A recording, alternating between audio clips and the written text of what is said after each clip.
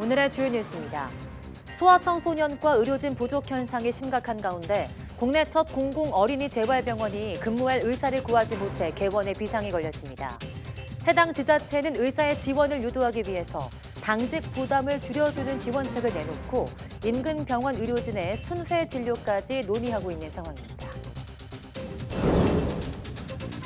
소아 의료 공백 사태가 사회적 문제로 커지자 정부는 해당 진료병원에 보상 강화 등의 대책을 내놓았습니다. 소아 환자의 진료 실적을 병원 평가에 반영하고 어린이 공공 전문 진료센터도 기존 10곳에서 14곳으로 늘린다는 내용입니다. 일본이 후쿠시마 오염수를 바다로 내보내기 전 측정하는 방사성 물질을 절반 이상 줄이기로 결정했습니다. 일본 측은 국제원자력기구의 제안에 따라 반감기가 짧은 방사성 물질 39종을 제외했다고 설명했지만 방류 절차를 간소화하려는 의도가 있는 건 아닌지 의심이 커지고 있습니다. 미국 서부 캘리포니아부터 동부 메인주까지 29개 주에 광범위한 겨울 폭풍 경보가 발령됐습니다. 일부 지역은 최대 60cm의 적설량을 기록하고 기온이 영하 30도 안팎까지 떨어질 것으로 예보되면서 항공기 1,300여 편의 운항이 취소됐습니다. 유럽에서 탄소 배출권 가격이 사상 처음으로 1톤의 100유로를 돌파했습니다. 탄소 배출권 가격이 100유로 이상을 유지하면 저탄소 배출 기술이나 저공해 연료 수요가 올라와 신재생 에너지에 대한 투자가 경쟁력을 갖출 것으로 기대됩니다.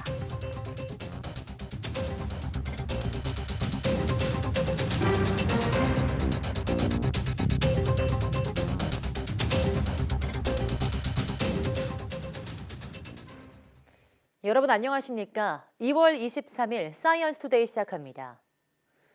오늘 0시 기준 코로나19 신규 환자는 1,845명으로 집계됐습니다. 일주일 전보다 1,000여 명, 2주 전보다 3,000여 명씩 적습니다. 목요일 발표 기준으로 지난해 6월 30일 이후 34주 만에 최소 기록입니다.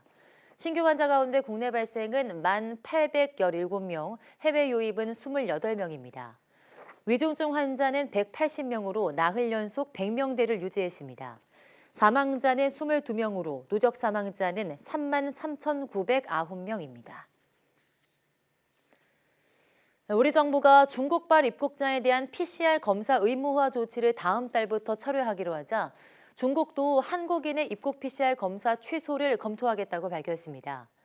왕원빈 중국 외교부 대변인은 정례 브리핑에서 한국의 PCR 검사 철회 발표에 대한 입장을 묻는 질문에 중국도 적시에 상응 조치를 취하는 것을 고려할 것이라고 대답했습니다. 앞서 우리 중대부는 중국발 입국자의 입국 후 코로나19 PCR 검사 의무를 3월 1일부터 해제한다고 발표했습니다. 경기 연천군 산란계 농장과 전북 정읍시 토종닭 농장, 충남 서산시 메추리 농장에서 각각 고병환성 조류 인플루엔자 AI 확진 사례가 나왔습니다. 중앙사고수습본부는 어제 가금 농장 3곳에서 고병환성 AI가 발생했다고 밝혔습니다. 지난 12일 가금 농장에서 확진 사례가 보고된 이후 41일 만으로 지난해 10월 이후 발생한 고병환성 AI 사례는 모두 66건으로 늘었습니다. 중수부는 회의를 열고 야생조류 폐사체에서 고병환성 AI 항원이 계속 검출되고 있고 이달 철새 북상이 이어지는 만큼 AI 확산에 안심할 수 없는 상황이라고 평가하면서 각 농가에 소독과 전용 신발 착용 등 방역 수칙을 준수해달라고 당부했습니다. 소아청소년과 의료진 부족 문제가 심각한 가운데 의사가 없어서 아예 병원 문을 열지 못하게 된 상황도 빚어지고 있습니다. 대전에 처음 문을 여는 공공 어린이 재활병원인데요. 개원 준비가 거의 다 됐지만 가장 중요한 의사가 없어서 다음 달 개원에 비상이 걸렸습니다. 이상곤 기자입니다. 대전시가 다음 달 개원을 약속한 공공 어린이 재활병원입니다. 공정률 93%로 막바지 공사가 한창입니다. 공사는 마무리 단계에 접어들었지만 의사와 약사 정원은 아직 채우지 못해 반쪽 개원이 우려되고 있습니다. 운영에 필요한 의사는 최대 7명, 약사는 1명. 그런데 건립추진단이 3차례에 걸쳐 공개 채용을 진행한 결과 재활의학과에 전문의 1명이 지원한 게 전부였습니다. 관심을 보이는 의료진들이 하나둘 생겨나고는 있지만 최종 지원으로 이어질지는 미지수입니다. 대전시는 신설병원 근무에 따른 어려움과 장애 어린이 진료와 당직 부담 등을 지원을 꺼리는 원인으로 분석했습니다. 그래서 당직 부담이라도 줄여주기 위해 공중보건의를 활용하는 방안이 대안으로 제시됐습니다. 의사를 채용하지 못할 경우를 대비해 운영 위탁기관인 충남대병원 의료진의 순회진료까지 논의되고 있습니다. 하지만 의료진 채용이 극적으로 이루어진다고 해도 병원 운영이 제대로 이루어질지 의문입니다. 대금 지급 문제 등으로 공사가 지연돼 준공이 다음 달 중순으로 미뤄졌기 때문입니다. 대전시가 약속대로 다음 달에 병원을 개원한다면 실제 의료장비 시운전 기간은 한 달에서 보름으로 절반이 줄어들게 됩니다. 대한민국 첫 공공 어린이 재활병원이다 보니 운영상에도 좀 초반에 어려움이 있지 않을까 좀 걱정은 되긴 합니다. 그런 만큼 지금 시운전이라든가 좀 준비하는 과정이 좀 더 철저하게 좀 이루어져야 되지 않을까 싶습니다. 건립까지 쉽지 않은 과정을 거친 국내 첫 공공 어린이 재활병원. 약속된 개원 시점이 점점 다가오는 가운데 남아있는 길 역시 순탄하지만은 않을 전망입니다. YTN 이상군입니다. 소아과 의료진 부족 상황이 이렇게 심각해지자 정부는 중증이나 응급 상황에서도 소아 진료가 이루어질 수 있도록 소아 진료 실적을 병원 평가에 반영하기로 했습니다. 밤이나 휴일에도 문 여는 병원을 늘리고 의료진의 24시간 상담도 추진됩니다. 신윤정 기자입니다.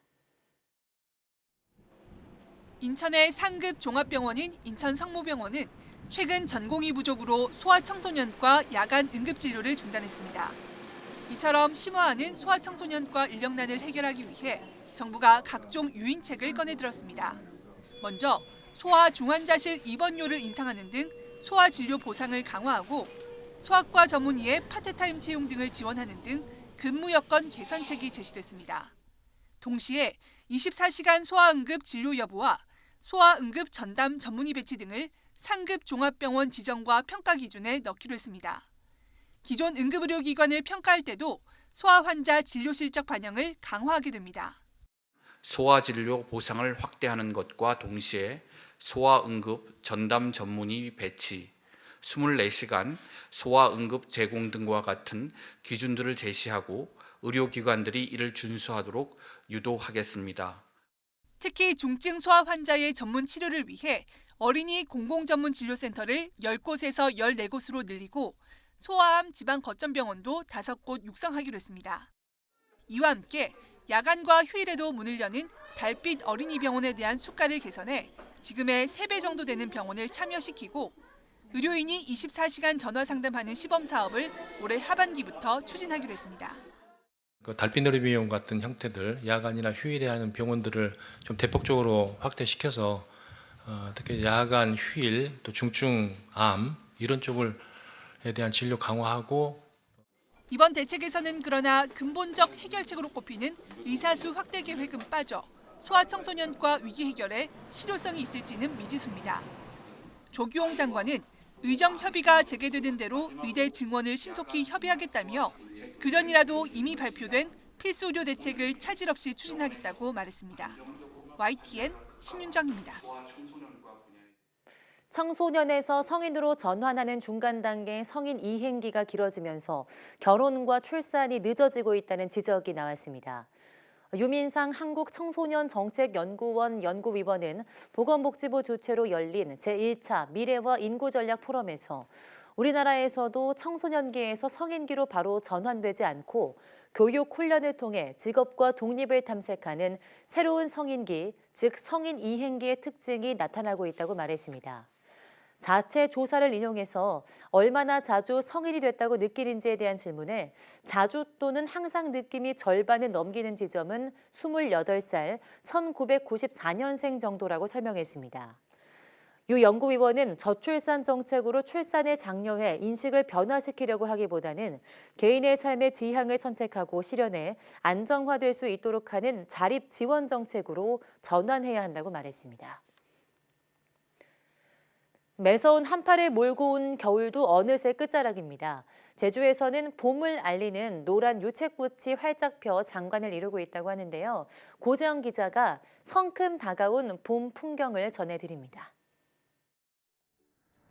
꽃밭이 물감을 풀어놓은 듯 노란색으로 물들었습니다.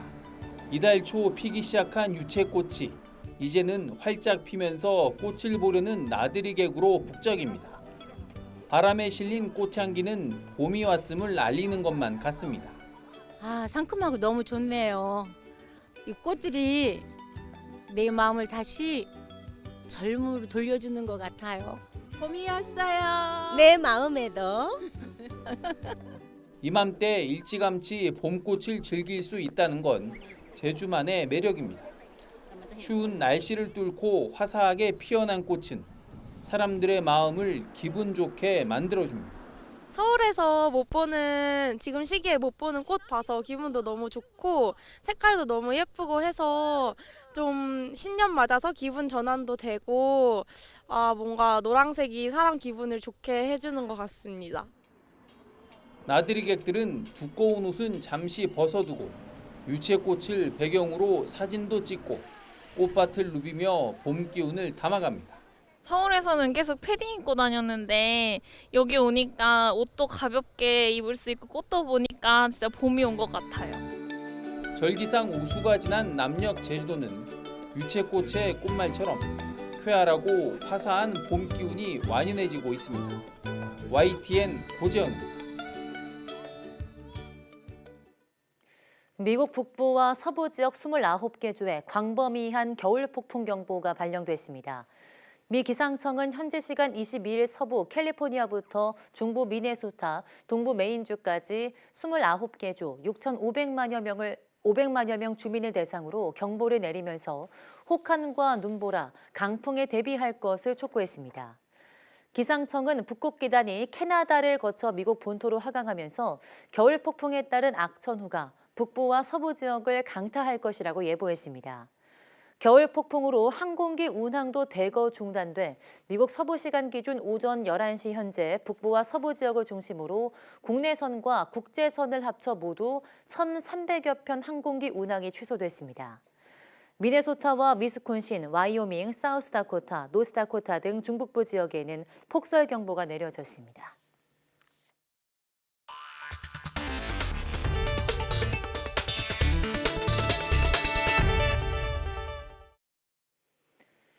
일본이 후쿠시마 오염수 방류를 앞두고 감시 대상 방사성 물질을 절반 넘게 줄이기로 결정했습니다. 안전한지 여부를 확인하는 물질 개수가 그만큼 줄어드는 건데요. 우리로선 불안감이 더 커질 수밖에 없습니다. 이승배 기자입니다. 일본은 후쿠시마 오염수를 바다로 내보내기 전에 애초엔 64종의 방사성 물질을 측정해 안전한지를 먼저 확인하겠다고 밝혔습니다. 그런데 최근 일본 측이 방사성 물질을 무더기로 재배하는 방안을 우리 정부에 알려왔고 결국 절반 수준인 30종으로 줄이기로 가닥이 잡혔습니다. 일본 원자력규제위원회 NRA가 도쿄전력이 이런 내용을 담아 제출한 오염수 방출 수정안을 인가한 사실이 확인됐습니다. 39종이 제외됐고 5종이 새로 추가됐는데 제외된 물질은 반감기가 짧아서 오염수에서 다 사라졌을 거라고 일본 측은 설명하고 있습니다. 방사성 물질은 핵분열을 하면서 양이 감소하는데 방사능이 반으로 줄어드는 시간이 짧아서 측정할 필요가 없다는 겁니다. 일본 NRA는 핵종 선정 방식의 타당성을 확인하고 이에 근거해서 방사선 영향평가를 한 결과 오염수 해양 방출이 사람과 환경에 미치는 영향이 충분히 작다는 걸 확인했다고 밝혔습니다. 일본이 일방적으로 이런 결정을 내린 건 아니고 국제원자력기구 IAEA의 제안에 따랐다고는 하지만 이 전문가들은 일본 정부가 방류 절차를 간소화하려는 게 아니냐고 의심하고 있습니다. 일본 후쿠시마 제1원전은요. 이건 물만 만나면 또 반응을 해요. 또 핵분열 생성물이 생긴다는 말이죠. 그건 또 핵분열 할 때 반감기를 지금부터 또 세야죠. 지금도 어제도 그리고 내일도 생길 거라면 그건 맞지 않는 말이죠. 우리 정부는 국민의 건강과 안전을 최우선으로 해 오염수가 국제법과 국제 기준에 맞게 처리될 수 있게 지속해서 검증하겠다고 밝혔습니다. 또 일본이 오염수 방류를 강행할 경우를 대비해 국내 해양에 대한 방사능 조사 정점을 늘리고 수산물 방사능 검사와 원산지 단속을 강화하겠다고 강조했습니다. YTN 이승매입니다. 유럽에서 탄소 배출권의 가격이 21일 사상 처음으로 1톤의 100유로를 돌파했다고 로이터 통신이 보도했습니다. 보도에 따르면 EU의 탄소 배출권 표준 가격이 이날 톤당 100유로, 약 13만 8천 원을 넘어서 장중한 때는 101.25유로까지 올랐습니다. EUA는 공장이나 발전소, 항공사 등이 배출하는 이산화탄소에 대해서 경제적 비용을 부담하도록 하는 EU의 탄소 배출권 거래 제도에서 일종의 통화 기능을 합니다. 결국 탄소 배출권 가격이 오르면 기업의 경제적 부담이 늘고 이에 따라 저탄소 배출 기술이나 저공해 연료에 대한 수요도 증가합니다. 이번에 처음 돌파한 톤당 100유로의 가격은 기후온난화 대응에 필요한 고가 기술에 대한 수요를 자극할 수준으로 시장에서는 오랫동안 언급되었습니다. 교육부가 모든 교사가 에듀테크를 활용해 모두를 위한 맞춤 교육을 한다는 교육 비전을 제시했습니다. 챗 GPT를 포함해서 AI를 잘 사용할 수 있는 질문왕을 키우기 위해서 수능도 IB, 국제 바칼로레아처럼 포괄적 지식을 묻는 식으로 바뀌어야 한다는 주장까지 나왔습니다. 장하영 기자입니다. 면바지, 운동화 차림의 이주호 사회부총리가 교육부의 스타트업이라고 최근 신설한 디지털 교육기획국을 소개했습니다. 챗GPT는 전체 화이트 칼라의 직무 영향에 대한 근본적인 변화를 요구하고 있습니다. 교육의 디지털 대전환 대한민국 교육부 디지털 교육기획국에서 시작됩니다. 핵심은 사람과 기술, 즉 교사의 변화와 에듀테크 도입입니다. 한두 교사가 아니라 모든 교사들이 에듀테크를 자유자재로 사용해 수업을 변화시켜야 한다며 교사 연수와 에듀테크 시험 공간 제공, 교육 데이터 개방 활용까지 디지털 교육기획국이 책임지겠다고 밝혔습니다. 챗 GPT를 교실에서 쓰게 할 거냐? 이런 질문은 더 이상 유효하지 않다는 게 교육부 안팎의 진단입니다. 사실 아이들이 그런 기술을 쓰는 것 자체에 대해서 우리가 거부하는 단계는 이미 지났다고 생각을 해요. 비판하고 자신이 스스로 사고할 수 있는 능력을 키워주는 20년 전 전화번호를 수십 개씩 외웠던 사람들이 휴대폰 등장 이후 그럴 필요가 없었듯 30년 후 AI가 일상화된 싱귤레리티 시대에는 뇌의 구조까지 변화한다고 봤습니다. 1살, 2살부터 막 영상을 보던데 걔네들은 여기가 굉장히 발달할 거예요. 지금 발달하고 있어요. 후두엽. 그리고 두정엽. 이거 종합은 해야 되니까 여기는 발달하고 그래요. 미래에는 앞에 쪽이 작아지고 뒤에가 좀 커지지 않을까. 이런 시대에 가장 중요한 건 좋은 질문을 할 수 있는 인재입니다.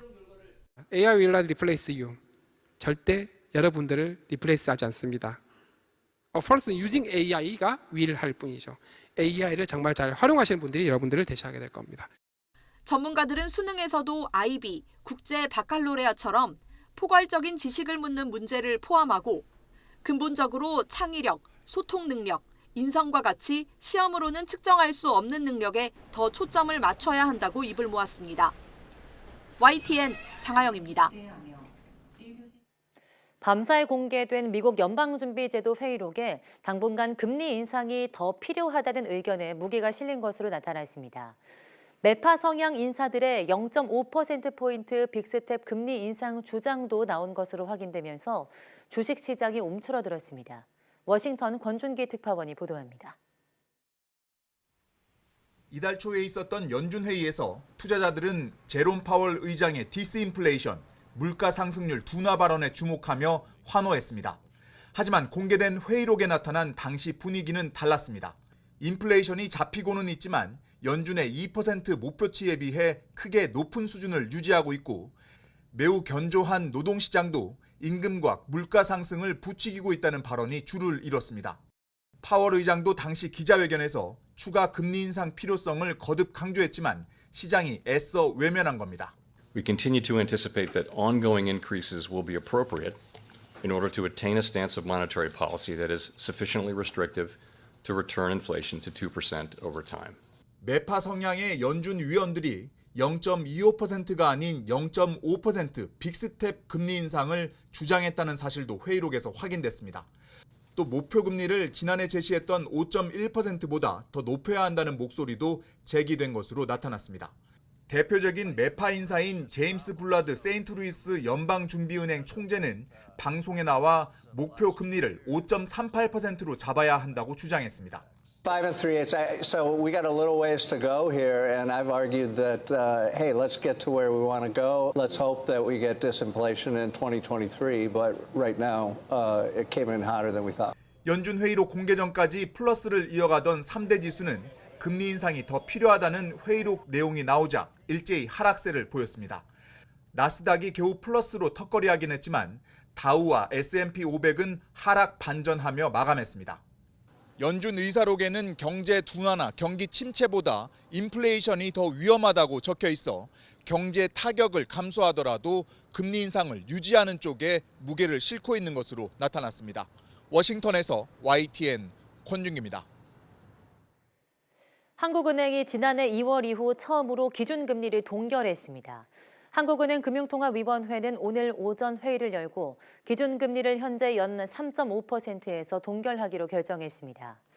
한국은행은 지난해 2월 기준금리를 1.25%에서 동결한 이후 7차례 연속으로 기준금리를 인상했습니다. 지난해 7월과 10월에는 기준금리를 한 번에 0.5%포인트 올리는 빅스텝을 단행했습니다.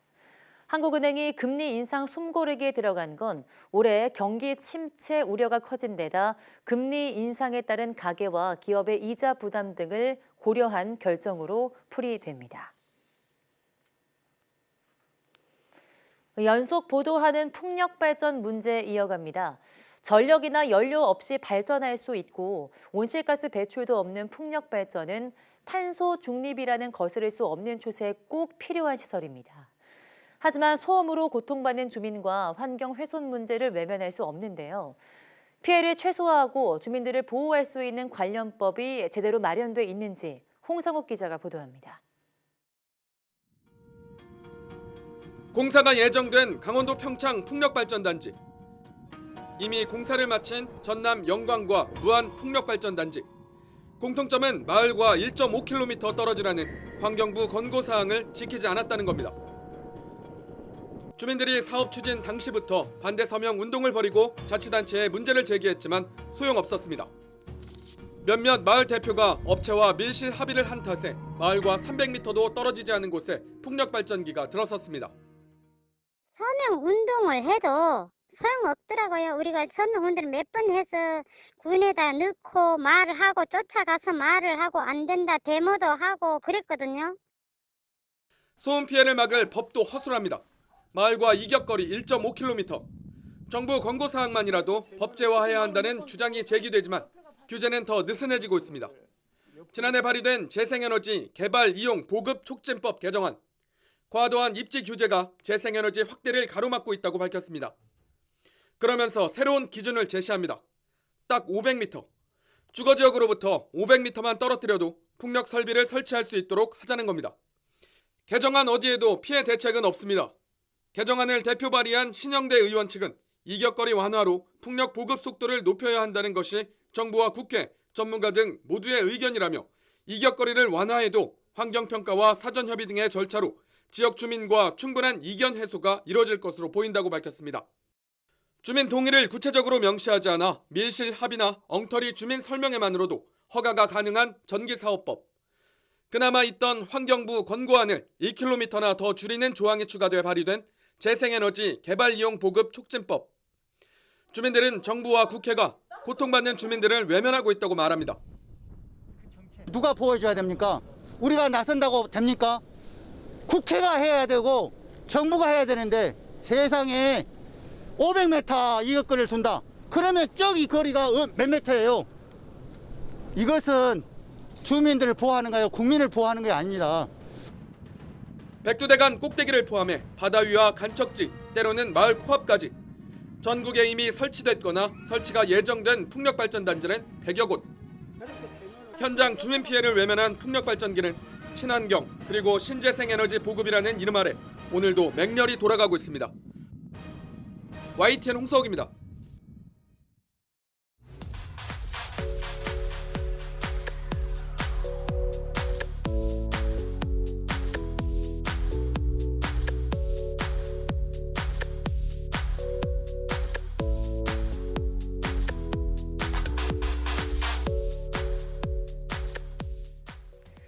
내가 하는 행동을 멀리 떨어진 로봇이 똑같이 수행할 수 있다면 다양한 일에서 공간적 제약이 줄어들겠죠. 바로 영화나 상상 속에만 등장했던 아바타 로봇 이야기인데요. 최근 우리 연구진이 이러한 아바타 로봇을 개발해서 세계대회에서 아시아 1위의 쾌거를 이루었다고 합니다. 오늘 오후 사이언스투데이 과학의 달인에서 그 주인공과 함께 관련 내용 이야기 나눠보겠습니다. 많은 시청 바랍니다. 함께해 주신 여러분 고맙습니다.